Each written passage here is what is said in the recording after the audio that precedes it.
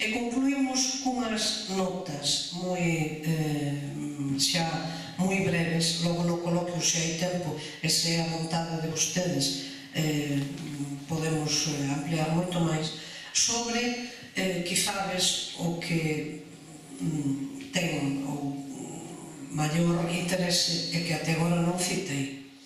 O valor literario, o valor estético, o valor ideolóxico do himno galego é moi alto, supera con moito as letras de outros himnos coñecidos ou de outros himnos próximos. En España non hai ou non había letra a marcha real e a letra hai unha de Marquina, outra de Pemán e outra xa na actualidade, xa non sei se efectivamente hai alguna que teña carácter oficial. A letra do poema catalán, Als Segadors, está claramente vinculada a unha loita que se saldou con derrota nos primeiros anos do século XVIII e a necesidade de tornar, de que volva a existir unha Cataluña rica e plena.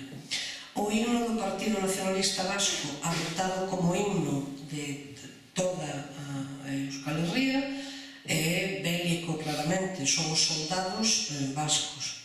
Se viaxamos a Franza, o himno a Marsellesa, consolidado como tal, é terrorista bélico. Claro, está chamando as armas e está chamando a que o sangue impuro rede os nosos sucos. Quer dizer, en fin, é así.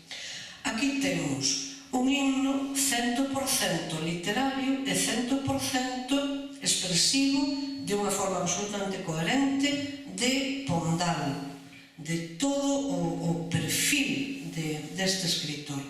Aí está o canto á natureza, por aí comezamos, a metaforización dos pinos, aí está a historia que non nos poden roubar porque é unha historia incontaminada, son os castros celtas, é o celtismo, é a historia, o pasado en que o escritor residencia o valor e o heroísmo dos nosos antepasados. Aí está a chamada a despertar, por tanto, non des a esquecemento da inxuria ao Rudoncolo, desperto do teu sono fogar de Breogán.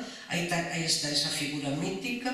Aí está ese esquema dicotómico, dualista, tan caro ao poeta, bos e xenerosos por un lado, por outro lado ignorantes, férridos, imbéciles e escuros. Sobre esta palabra tamén quero comentar que Pondal non está insultando, senón que está definindo a palabra imbécil naquela época, 1890, e por un longo período e antes, por tanto, e despois, significa insensato, necio, privado de razón, é o que significa. Usa no seu primeiro libro Rosalía de Castro para falar de imbécil mundo. Usa o Aurelio Aguirre no Brinde do Banquete de Conxo. Usa o Curros nun poema coñecidísimo, Mirando ao Chao, nese alegato clarísimo contra a pena de morte, cando di quizáis é un imbécil, quizáis é un tolo. Ten ese sentido, e digo isto porque sobre a palabra imbécil tamén houve moito idem, vamos, moita necidade, moita imbecilidade, porque tamén soaba mal. Ben, e o poema acaba, ou mellor dito, non o poema, senón as 4 estrofes, cunha chamada claramente ao futuro, é dicir, esa ligazón de pasado e futuro, a necesidade de que a nosa voz xigante pregoe a redenzón, tamén termo epocal e pondaliano clarísimo, da boa nazón de Breogán. Por tanto, temos un himno que está moi por riba da media, que debemos aprendelos, e esa é a nosa vontade e o noso interese íntegro, por suposto, que debemos instar o seu canto, a súa interpretación sempre enteira, cas 4 estrofes, e dentro diso que debemos todas e todos incorporar, naturalmente, pois as formas que nesta fotocopia que lles entregamos figuran a respeito da versión real, porque con iso estaremos facendo un servizo ao propio poeta, tan preocupado, por certo, polo destino da súa obra, e, en definitiva, dotando de sentido unha letra que o posúe cunha coherencia enorme.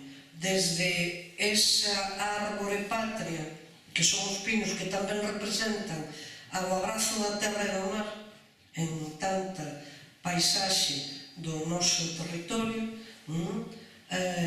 pasando polo cosmos, pasando polos benignos astros, concretando xa na nosa historia ese valeroso plan e entrando despois no presente e no desexo de futuro. Por tanto, pois, podemos orgullarnos en 2017 de contarmos realmente con esta maravilla de letra, e o que nos resta por facer é difundila, cantala, instar a súa completude para non sermos, o que antes indiquei, un semi-país, unha semi-nación ou un semi-símbolo. Hai quen despreza ou ironiza ou mesmo frivoliza a existencia dos símbolos. Eu sempre penso e digo que quen así haxe é moi curioso que non toque os símbolos impostos que temos sobre nós con ferreño dominio e que non se discuten.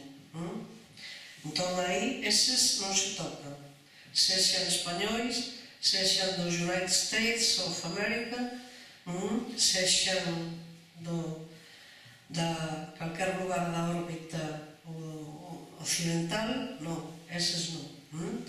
Ou sexan os multimillonarios futbolistas ou calquera dos elementos dunha ideoloxía e dunha política españolas que bombardean constantemente as nosas vidas. De xeito que eu naturalmente son unha defensora clara dos nosos símbolos, dos nosos mitos, tamén temos dereito a telos, como non, da nosa historia, por suposto, e como non de unha literatura tan valiosa e de tan altísima calidade e tanto alento patriótico como a que nos singularizou no século XIX e que chega aos nosos días, pois aínda con toda a vixencia. E moitas grazas pola atención de todos.